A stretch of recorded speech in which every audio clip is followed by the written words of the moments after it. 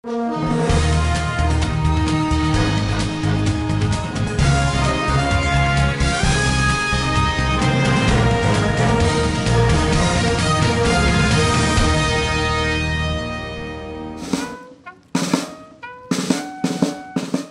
commémoration du 65e anniversaire de l'accession du Bénin à la souveraineté nationale a été marquée avec éclat dans le département du Zou. Comme à l'accoutumée, les cérémonies officielles ont débuté dans la matinée avec le dépôt de gerbes au monument aux morts d'Abomey en hommage aux enfants du pays tombés pour la patrie. Le geste a été posé par le préfet du Zou, Daniel Valère Setonungbo, et le maire d'Abomey, Kossi Antoine Diédou, dans une atmosphère de recueillement, rythmée par la sonnerie aux morts, exécutée par la fanfare de la police républicaine.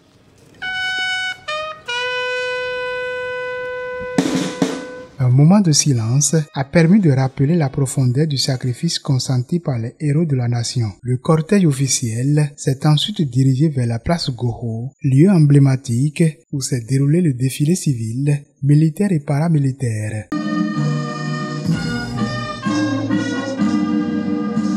Une foule nombreuse, composée de citoyens, de jeunes, de femmes et de dignitaires locaux, a pris part à l'événement aux côtés des autorités politico-administratives et de Sa Majesté Deweyno de Béhanzin, roi de Dahomey. Après la revue des troupes, le salut au drapeau national et l'exécution de l'hymne national, une minute de silence a été observée en hommage au feu Fiomé Aimé Couton, ancien préfet du Zou, récemment rappelé à Dieu.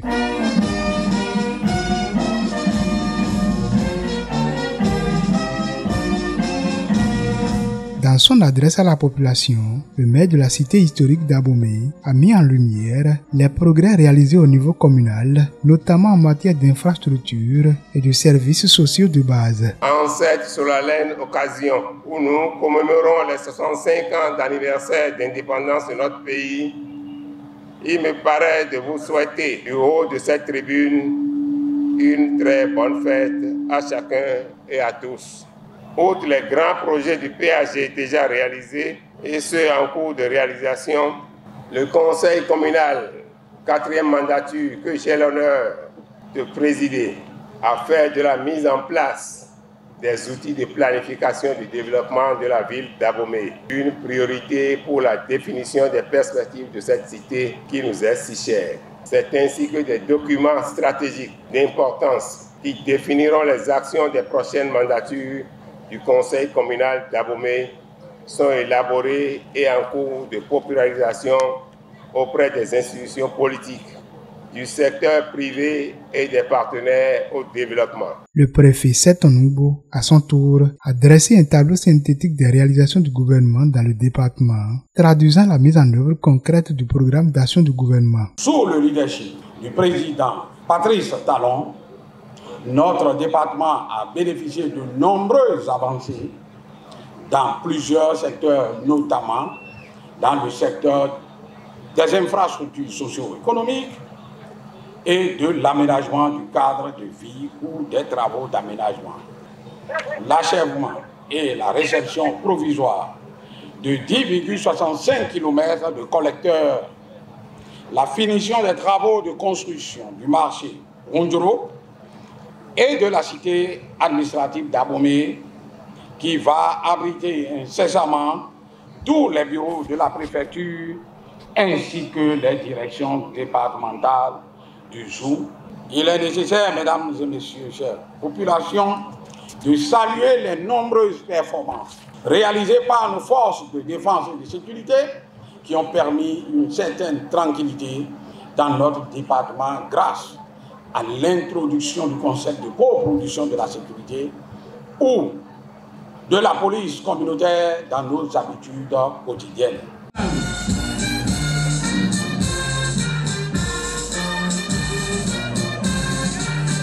La célébration s'est poursuivie avec le défilé des forces de sécurité, dont 9 pelotons au total, suivi du passage des véhicules d'opération, clôturant en beauté une matinée empreinte de patriotisme et de fierté nationale.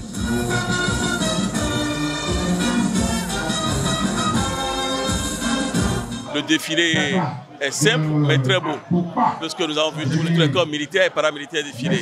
Nous avons assisté à un très beau spectacle en peu de temps. Ce fut un moment de festivité, mais en même temps un moment de réflexion. Festivité parce qu'il y a 65 ans que le Bénin a cédé officiellement à son indépendance et cela réjouit tout le peuple béninois et donc de façon annuelle ça se célèbre. Il est évident en faisant le bilan des 10 dernières années au Bénin en matière de droits et d'autonomisation des femmes et des jeunes filles qu'un bond plus que qualitatif a été fait. La réorganisation de l'INF, l'Institut national de la femme, qui n'est plus seulement un observatoire, mais un réel instrument opérationnel pour accompagner les femmes en luttant contre les VBG, en les assistant sur le plan juridique et en leur permettant de se restaurer pour participer au développement du pays.